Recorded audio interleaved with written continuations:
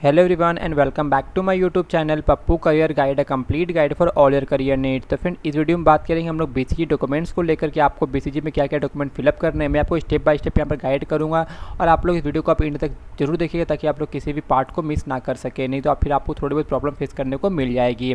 तो इस वीडियो में आपको मैं डिटेल बताऊँगा, तो चलिए वीडियो को स्टार्ट करते हैं। तो सबसे पहले आपको यहाँ पर ऑप्शन देखने को मिल जाते हैं आपके डैशबोर्ड में। तो आपको यहाँ पर देखने को मिल जाएंगे बैकग्राउंड चेक, जिसको आप लोग बोलते हैं BGC टैब। सिंपल आपको इसमें क्लिक करना है। देखेंगे तो मैंने यहाँ पर ऑलरेडी ये फिलअप कर रखा है, इसलिए आप मेरे सामने ऑप्शन खुल के आ रहा है। आपके सामने बेसिकली आपका इनिशियल बीसीजी फिलअप आएगा और आपको यहाँ पर फिल बीसीजी पर क्लिक करना होगा। जैसे आप लोग फिल बीसीजी पर क्लिक करोगे, फिर सारे स्टेप को क्लियर कर दोगे, उसके बाद आपके सामने ऑप्शन आएगा congratulation you have successfully completed the BCG form and confirm BCG documents. यहाँ पर आपको क्लिक करके अपना डॉक्यूमेंट जो है डाउनलोड कर सकते हो। इसका डॉक्यूमेंट मैं आपको दिखा दूंगा, आपको अच्छे तरीके से समझा दूंगा, कोई दिक्कत आने की बात नहीं है। तो पहले आपको सिंपल आपको फिल बीसीजी पर क्लिक करना होगा। फिर जैसे आप लोग फिल बीसीजी पर क्लिक करते हो उसके बाद आपके सामने ऑप्शन ये देखने को मिल जाते हैं, जिसमें आपको बेसिकली 4 ऑप्शन देखने को मिलते हैं: instruction, basic details, academic and other detail, declaration. तो इसके बारे में भी मैं डिटेल्स में बताऊँगा आपको स्टेप बाय स्टेप। तो फिर आप लोग इंस्ट्रक्शन को पढ़ना बिल्कुल ना भूलें जब भी आप लोग इस बीसीजी को फॉर्म फिलअप करें।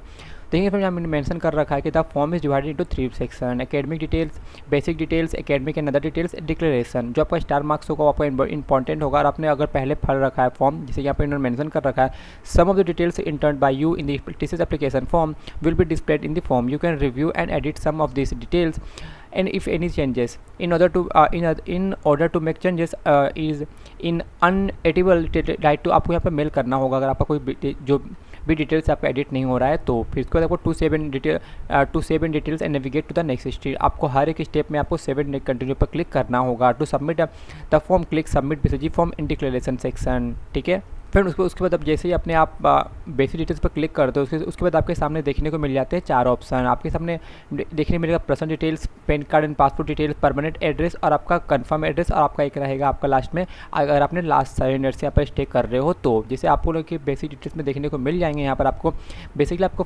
फर्स्ट नेम लिखना है, date of birth, email ID और आपका पैन कार्ड और पासपोर्ट। अगर आपका पास पैन कार्ड है तो येस, अदरवाइज नो, या फिर आप ऑलरेडी अप्लाइड कर चुके हो मेंशन करना है। लेकिन पैन कार्ड इसके लिए बहुत मैंडेटरी। अगर आपके पास पैन कार्ड नहीं है तो आप लोग ट्राई करो पैन कार्ड अप्लाई करने का, क्योंकि पैन कार्ड इसके लिए बहुत मशीन। देखेंगे तो यहाँ पर इन्होंने स्ट्रिक्ट कर रखा है। अगर आपके पास आप देखेंगे do you have a passport, अगर आपके पास पासपोर्ट नहीं है तो आप सिंपल वहाँ पर आप लोग कर सकते हो नो, या फिर already applied for this passport.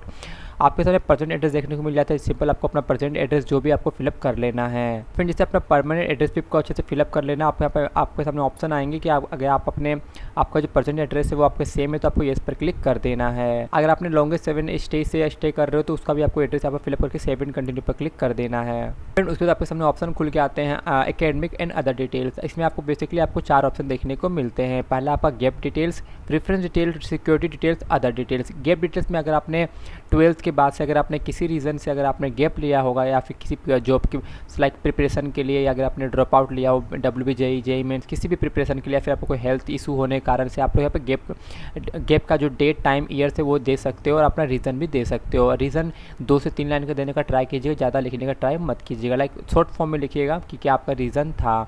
Reference detail basically आपको 2 लोगों के नाम देने होंगे जो आपके जान पहचान के हो, और वो इंसान कहीं के भी हो सकते हैं, किसी कंपनी के एम्प्लॉय हो सकते हैं, आपके घर के आस पड़ोस के लोग हो सकते हैं, उनका ईमेल आईडी, वो सारा कुछ फिलअप करना होगा। मैं आपको वीडियो के लास्ट में दिखा दूंगा कि आप लोग क्या क्या फिलअप करना होगा उस केस में।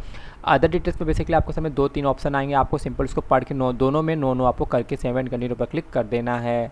फिर उसके बाद आपके सामने ऑप्शन आ जाता है डिक्लेरेशन फॉर्म का। बेसिकली आपको इसे पूरा पढ़ लेना है, फिर आपको डेट में यहाँ पर डेट करना है, एग्री पर क्लिक करना है, फिर प्लेस आप जहाँ से हो उस प्लेस को यहाँ पर क्लिक करके सबमिट बीसीजी पर फॉर्म पर क्लिक कर देना है। फ्रेंड जैसे आप लोग कंप्लीट अपलोड बीसीजी जैसे आप लोग फिल कर लेते हो उसके बाद आपके सामने ऑप्शन आ जाते हैं अपलोड बीसीजी डॉक्यूमेंट्स। सिंपल अब आपको अपलोड बीसीजी डॉक्यूमेंट्स पर क्लिक करना है। फ्रेंड जैसे आप अपने अपलोड बीसीजी डॉक्यूमेंट पर क्लिक करते हो उसके सामने आपके सामने ऐसा कुछ ऑप्शन देखने को आ जाते हैं, जिसमें मेंशन रहता है कि आपका जो भी डॉक्यूमेंट्स होना चाहिए वो आपका JPG, PNG, GIF डॉक्यूमेंट और PDF टेक्स्ट फाइल में होना चाहिए, जिसका साइज आपका मैक्सिमम आपका 2 MB का साइज होना चाहिए।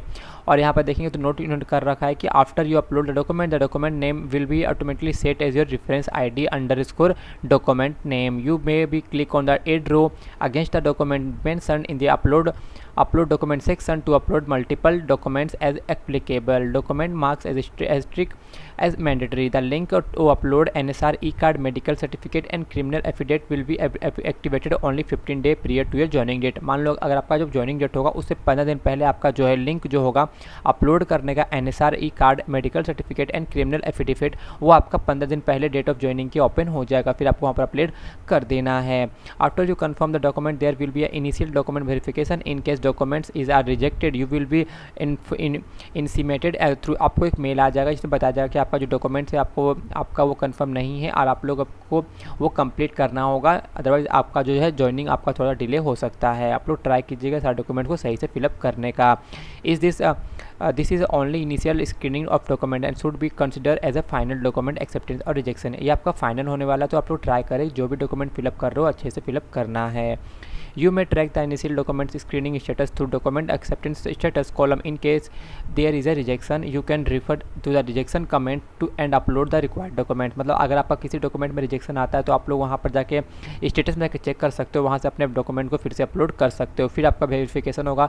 अगर फिर से अगर आपका कोई प्रॉब्लम आती है तो फिर से आपका रिजेक्शन देखने को आ जाता है या फिर आपको मेल भी आ जाता है देखने को। ठीक है, आप लोग को अच्छे से डॉक्यूमेंट फिलअप करना है। जैसे आप अपने अपलोड डॉक्यूमेंट पर क्लिक करते हो, आपके सामने ऑप्शन आते हैं इंस्ट्रक्शन का, आपको जैसे मैंने पढ़ के बताया था अभी तो आपको अपलोड डॉक्यूमेंट पर क्लिक करना है। और यहाँ पर देखेंगे तो आपका NSR ई कार्ड जो है आपका ज्वाइनिंग डेट के 15 दिन पहले ओपन हो जाते हैं। अगर आपने NSR का ई कार्ड पे वीडियो नहीं देखा, मैंने इस वीडियो बना रखा, आप लोग जरूर चेकआउट कर लीजिएगा।